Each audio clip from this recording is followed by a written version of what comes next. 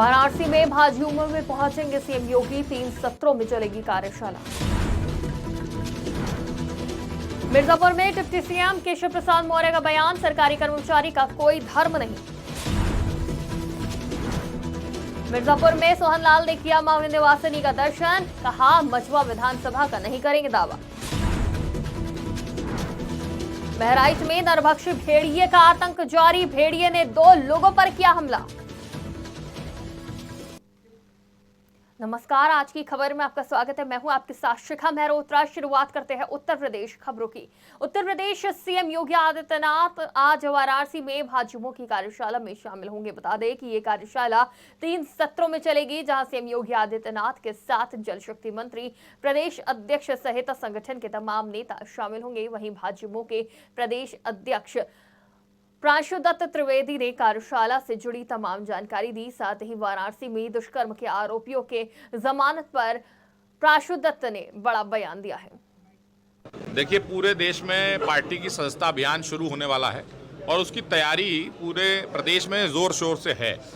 Party को उत्तर प्रदेश में 2 करोड़ का लक्ष्य है और उसमें युवा मोर्चा को 15 लाख का लक्ष्य दिया गया है।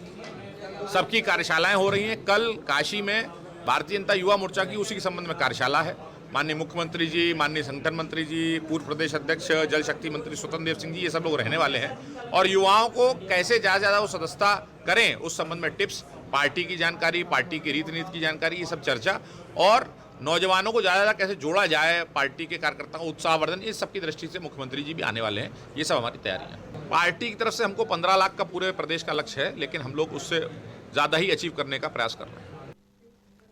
मिर्जापुर में डिप्टी सीएम केशव प्रसाद मौर्य ने सपा द्वारा मुस्लिम बीएलओ हटाने के मामले पर कहा कि सरकारी कर्मचारी का कोई धर्म नहीं होता। इसके साथ ही उन्होंने सपा पर मुस्लिम वोट बैंक के लिए बयानबाजी करने का आरोप लगाया और कहा कि इससे सपा की साइकिल में हवा नहीं भरेगी, बल्कि साइकिल हवा में उड़ने वाली है। जनपद मिर्जापुर के मझवा विधानसभा क्षेत्र में आज बृहद रोजगार मेला और टैबलेट वितरण समारोह का सफल कार्यक्रम संपन्न हुआ है। रोजगार मेले में अभी सूचना जब मैं बोल रहा था तब तक की सूचना के हिसाब से 7500 लोगों ने रजिस्ट्रेशन कराया और 2500 लोगों को उनको रोजगार प्रदान करने का प्रमाण पत्र भी प्राप्त हो गया है। हमारी सरकार का प्रयास है प्रदेश का विकास, मिर्जापुर का विकास, मझवा का विकास।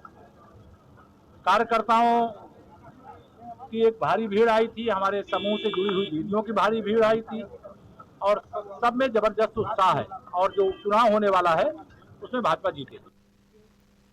उत्तर प्रदेश पिछड़ा वर्ग राज्य आयोग के उपाध्यक्ष बनने के बाद सोहनलाल श्रीमाली ने मिर्जापुर के विंध्याचल में मां विंध्यवासिनी के दर्शन किए। दर्शन के बाद उन्होंने पत्रकारों से बातचीत करते हुए कहा कि अब मझवा विधानसभा का दावा नहीं करेंगे, बल्कि पिछड़े समाज के उत्थान को प्राथमिकता देंगे। बता दें कि श्रीमाली पहले भी मझवा विधानसभा से टिकट मांग चुके हैं, लेकिन सीट गठबंधन के कारण उन्हें मौका नहीं मिला और उन्होंने संघ से जुड़े रहकर लंबे समय तक कार्य किया है और हाल ही में बीजेपी में शामिल हुए हैं। सर्वप्रथम आपके इस मीडिया चैनल से जुड़े हुए सभी को धन्यवाद। उत्तर प्रदेश राज्य पिछड़ा आयोग को संवैधानिक दर्जा देने का काम भारत सरकार के नरेंद्र मोदी जी ने किया। पिछड़ा वर्ग के जो भी मुद्दे हैं, पिछड़ा वर्ग कहीं से किसी भी प्रकार से पिछड़ न जाए, उसको ध्यान में रखते हुए पिछड़ा आयोग को संवैधानिक दर्जा देते हुए उसके सब प्रकार से भलाई का काम करने के लिए पिछड़ा आयोग का गठन किया गया है। भारत सरकार एवं उत्तर प्रदेश सरकार, माननीय योगी जी, माननीय नरेंद्र मोदी जी की जो भी योजनाएं हैं, उन सभी योजनाओं को पिछड़े समाज तक फलीभूत कराने के लिए पिछड़ा आयोग काम करेगा। बहराइच में महसी इलाके में खूंखार शिकारी भेड़िए का आतंक खत्म होने का नाम नहीं ले रहा है। बता दें कि नरभक्षी भेड़िए ने 2 लोगों के ऊपर जानलेवा हमला किया। इसमें एक बच्चा और एक वृद्ध युवक गंभीर रूप से घायल हो गया। बता दें कि दोनों को सामुदायिक स्वास्थ्य केंद्र में इलाज के लिए भर्ती करवाया गया है, जहां पर दोनों की हालत नाजुक बनी हुई है। वहीं दूसरी तरफ वन विभाग की टीम खूंखार भेड़िए को पकड़ने में असफल रही। ये पेशेंट के अटेंडेंट के अकॉर्डिंग वो लोग कह रहे हैं, पर लेसरेटेड और सिंपल इंजरी है। पेशेंट जो है खतरे से बाहर है, उसका प्राइमरी उपचार किया जा सकता है। उसके ARVs की इंजेक्शन लग चुके हैं और TT डाइक्लोरेंटेक और एंटीबायोटिक्स चल रही हैं। पेशेंट खतरे से बाहर है। जैसा यहाँ पे हमारे ब्लॉक्स में चल रहा है और वन विभाग की टीमें लगी हुई हैं, PSCs लगी हुई हैं और हमारी भी आशाएं एनम लगी हुई हैं। आदमखोर भेड़िया का कहर है यहाँ। भेड़िया 1:30 बजे रात में सोत रहे चारपाई पर और आओ गर्दन पकड़ ली इसी के, तो यू बिल्टा घोड़ा तो यू मिर्जापुर के अखोड़ी गांव में आयोजित कुश्ती दंगल प्रतियोगिता में अयोध्या के पहलवान बाबा लाठीदास ने नेपाल के लकी थापा को हराकर 75,000 रुपए का इनाम जीता है। प्रतियोगिता में दिल्ली, पंजाब, हरियाणा समेत कई राज्यों के पहलवानों ने भाग लिया।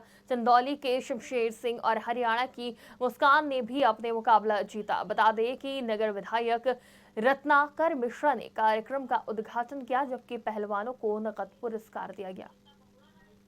गौरी संगम के प्रांगण में 79 साल पूरे हो गए इस दंगल प्रतियोगिता को आयोजित करते हुए। आप लोगों ने देखा जिस प्रकार से उम्दा कुश्ती का यहाँ प्रदर्शन हुआ है। अब मैं धन्यवाद करना चाहता हूँ यहाँ के आयोजक ग्राम प्रधान पंकज तिवारी, समस्त कमेटी के पदाधिकारियों का, और विशेष रूप से जो लाठी बाबा अयोध्या चलकर आए, उन्होंने उत्कृष्ट कला का प्रदर्शन किया है और बहुत ही अच्छा कुश्ती का उन्होंने जो प्रदर्शन किया है। साथ ही साथ उन्होंने जो युवाओं को संदेश दिया है कि केवल पैसा कमाना ये तो नहीं होना चाहिए, शरीर स्वस्थ है तो हम अपने माता पिता, अपने देश की सेवा कर सकते हैं। वास्तव में आज हमारे देश के युवाओं को इस चीज को आत्मसात करने की जरूरत है। आज देश का युवा दिग्भ्रमित हो रहा है, उसकी दिशा बदल रही है। उसको जरूरत इस बात का है कि हमारे थापा जैसे पहलवान, हमारे लाठी बाबा जैसे पहलवान जो प्रकार से लोगों ने प्रदर्शन किया, जो इस प्रकार से इनकी सोच, इनकी विचारधारा, उसको अपनाने की आज देश के युवाओं से मैं भी निवेदन करना चाहता हूँ कि शरीर स्वस्थ है तो स्वस्थ शरीर में स्वस्थ मस्तिष्क निवास करता है। बाबा लाठी पहलवान अयोध्या हनुमानगढ़ से हमारे गुरु जी माननीय मनीराम दास जी, उनका बहुत बहुत धन्यवाद करता हूँ जिन्होंने मुझे कुश्ती पहलवानी के गुर सिखाया। और आज मैं पहली मर्तबा जनपद मिर्जापुर में गांव अकोड़ी में आया हूँ, जहाँ पे मैंने 51,000 का विजयी कुश्ती प्राप्त किया है। और मैं धन्यवाद देना चाहता हूँ हमारे चेयरमैन साहब सुंदर जी और जितने भी हमारे समस्त कमेटी मेंबर और जितने भी हमारी चाहने वाली हमारे छोटे भाई, बड़े भाई, आदरणीय हमारे बड़े बुजुर्ग, आप सभी का बहुत बहुत धन्यवाद करता हूँ। बनारस में गंगा स्नान के दौरान स्वास्थ्य विभाग के डिप्टी डायरेक्टर आदित्य वर्धन सिंह डूब गए। 24 घंटे बीतने के बाद भी उनका पता नहीं चल सका है।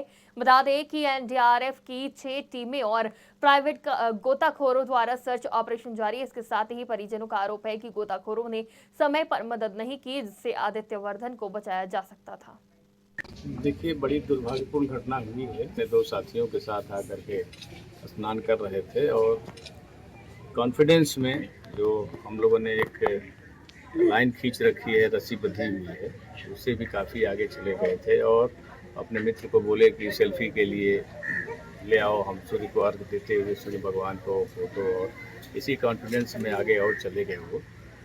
और देख रहे हैं फ्लो काफ़ी, करंट काफ़ी तेज़ है गंगा जी में, और उसी में पावर में संभवतः ये फंस गए और उसमें ये घटना हुई है। और पुलिस सर्च अभियान अपना जारी की है। आप देख रहे हैं SDRF की टीम लगी है, PSC की फ्लड टीम लगी हुई है, हमारे प्राइवेट गोताखोर भी लगे हुए हैं और काफ़ी दूर में अब तक 5-6 किलोमीटर की दूरी तक लोगों ने सर्च अभियान चला रखा है। आगे भी अभियान हम चलाएंगे। बहराइच में भी हमारी टीम मौजूद है, अगर वहाँ पे डेड बॉडी जाती है तो वहाँ भी हम सब स्नान करने आए हुए थे। बांगर मुख्यमंत्री के साथ रहने वाले हैं, परिवार इनका सरकारी पदों में कार्यरत है। हमारी तरफ से पता चला तो जानकारी भी हुई, लोगों ने बताया, जो घाट पे थे उन्होंने बताया 10-12 लोग कल यहाँ बैठे हुए थे, कुछ कम हो या ज़्यादा हो। जब वो नहा के निकले हुए साथ सेल्फी ले रहे हो या फोटो ले रहे हो, ऐसा कोई इशू रहा। फोटो लेते सेल्फी ले रहे हो या कोई फोटो खींच रहा हो, बैग जा रहे हो तो साथ स्लिप हो गए, वो गंगा जी में चले गए। गंगा जी में चले गए, 4-6 लोग यहाँ बैठे हुए थे, वो 2 लड़के या शायद 3 लोग तुरंत कूदे बचाने के लिए, वो बचा नहीं पाए। बाकी अगर ये बात आ रही है बार बार कि प्रयास नहीं किया गया, प्रयास तो नाविकों ने, जो यहाँ के कश्यप बिरादरी के लोग बैठते हैं, जो गोता लगाए, उन्होंने मेहनत की। अब गंगा जी उफान पे हैं, अपने रौद्र रूप पे, तो वो नहीं बचा पाए। ये बड़ा हद तक।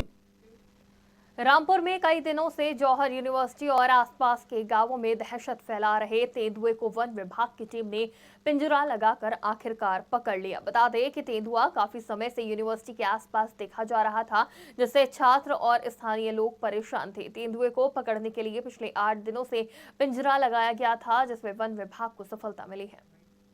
देखिए, सबसे पहले मैं अपने रामपुर रेंज के स्टाफ को बधाई देना चाहूँगा कि पिछले 7-8 दिन से हमारे पास सूचना थी कि जो जौहर यूनिवर्सिटी के आसपास का क्षेत्र है, वहाँ तेंदुए का विचरण दिखाई दे रहा है। तो क्योंकि जौहर यूनिवर्सिटी शहर के बीच में पड़ती है, तो हम मौके की स्थिति गंभीर थी, तो हमने तत्काल अपने रेंज अधिकारी की अध्यक्षता में टीम गठित करी और जो सुबह शाम वहाँ पे गश्त कर रही थी और उसको टेस्ट कर रही थी। तो जब हमें लगा कि वहाँ पे उपस्थिति कंफर्म हुई, तो हमने तत्काल उच्च अधिकारियों से पिंजरा लगाने की परमिशन मांगी।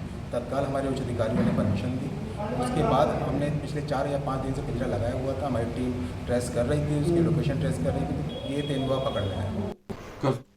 बिजनौर के सोहारा इलाके में असामाजिक तत्वों ने एक मंदिर की मूर्ति को क्षतिग्रस्त कर दिया। इससे इलाके में तनाव फैल गया। मूर्ति खंडित होने की खबर मिलते ही लोगों ने विरोध शुरू कर दिया। मौके पर पहुंची पुलिस ने स्थिति संभालते हुए लोगों को शांत कराया।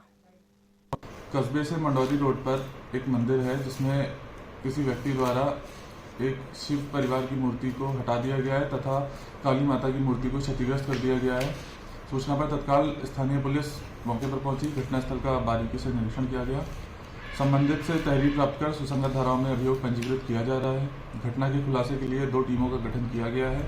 शीघ्र ही घटना का सफल अनावरण किया जाएगा। रायबरेली में दबंग लोगों के द्वारा अवैध वसूली का कार्य निरंतर जारी है, जिसके चलते रायबरेली के गोरा बाजार में ऑटो चालकों के द्वारा अवैध टोकन वसूली के विरोध में ऑटो यूनियन के अध्यक्ष को जमकर मारा पीटा और जानलेवा हमला कर दिया, जिसके विरोध में ऑटो संचालकों ने चक्का जाम किया और रोड पर बैठकर विरोध प्रदर्शन किया। इसके साथ ही धरना पर बैठे ऑटो संचालकों ने अपनी मांगों को लेकर जिला प्रशासन से दबंगों पर कार्रवाई करने की मांग की। यहाँ पे आए दिन हम लोग को शिकायतें मिल रही थी कि यहाँ पे अवैध तरीके से वसूली करते, जो नगर पालिका क्षेत्र के अंतर्गत ई रिक्शा से किसी प्रकार का कोई टोकन लेने का अधिकार नहीं है, फिर भी यहाँ पे स्टैंड लगा के पावर हाउस के सामने अवैध तरीके से वसूली करते, जिसका विरोध किया गया। उसमें शिकायतें ये भी मिली कि जो इनके पक्ष लड़के बैठते थे वसूली करने के लिए, आए दिन वो नशे में रहते थे और महिलाओं के साथ भी अभद्रता करते थे। अगर कोई टोकन नहीं देता था, चाहे महिला बैठी हो, चाहे बीमार बैठा हो, चाहे जो बैठा हो, उसको उसी स्टैंड पर जबरन उतार के ऑटो को खाली भेज दिया जाता था, जिसकी शिकायतें हम लोग को मिलने के बाद अध्यक्ष जी की पहल और हम लोगों की पहल, ऑटो यूनियन के सहयोग से सब लोगों ने शिकायत की। पुलिस प्रशासन को सूचना दी गई, डीएम साहब को सूचना दी गई, नगर पालिका को दी गई, कप्तान साहब को दी गई, लेकिन आज कोई कार्रवाई नहीं। कल ईओ साहब के यहाँ से फोन आया नगर पालिका से, जो वहाँ पे एक अधिकारी रहे, उन्होंने बुलाया स्टैंड मालिक को, हम लोग को भी। तो वहाँ पे ये हुआ कि आप लोग स्टैंड जो नगर पालिका चेक पोस्ट पड़ता, जहाँ नगर पालिका की सरहद खत्म होती है, वहाँ पे उनको आदेशित किया गया उसके पूर्व में आप किसी प्रकार की कोई वसूली नहीं करेंगे। अगर वसूली करते टेम्पू और बड़ी गाड़ियों का करेंगे, क्योंकि ई रिक्शा को चिन्हित नहीं किया जा सकता कि वो नगर पालिका के बाहर जा रही है कि नगर पालिका के अंदर, क्योंकि आपका चेक पोस्ट वहाँ होना चाहिए। नगर पालिका हम लोग के ठेकेदार यहाँ पर अवैध तरीके से ई रिक्शा और मोटर गाड़ियों से वसूली कर रहे थे, जिसका आए दिन हम लोगों ने विरोध किया। विरोध करने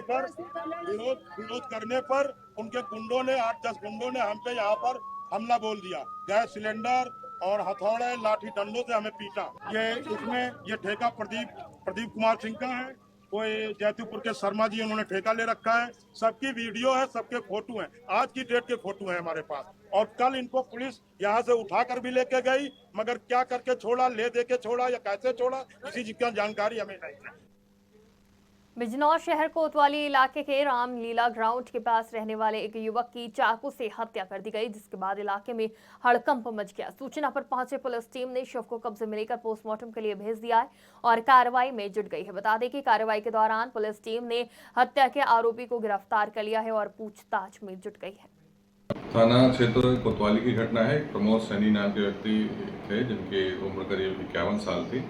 ये अपने एक जानने वाले के घर पे सो रहे थे, तभी बगल में रहने वाला एक टिंकू पाल, जिसका नाम है, धीरेन्द्र भी उसका नाम है, वो अत्यधिक शराब के नशे में था। वो गया और उसने चाकू पे वार किया, उनको उपचार हेतु अस्पताल ले गए, जहाँ उन्हें मृत घोषित कर दिया गया। घटना के संबंध में अभियोग पंजीकृत किया गया है। आरोपी को गिरफ्तार कर लिया गया है, पूछताछ की जा रही है, अग्रिम वैधानिक कार्रवाई की जा रही है। थाना उत्तर प्रदेश की खबरों में फिलहाल इतना ही। देश और दुनिया की तमाम खबरों के लिए देखते रहिए आज की खबर।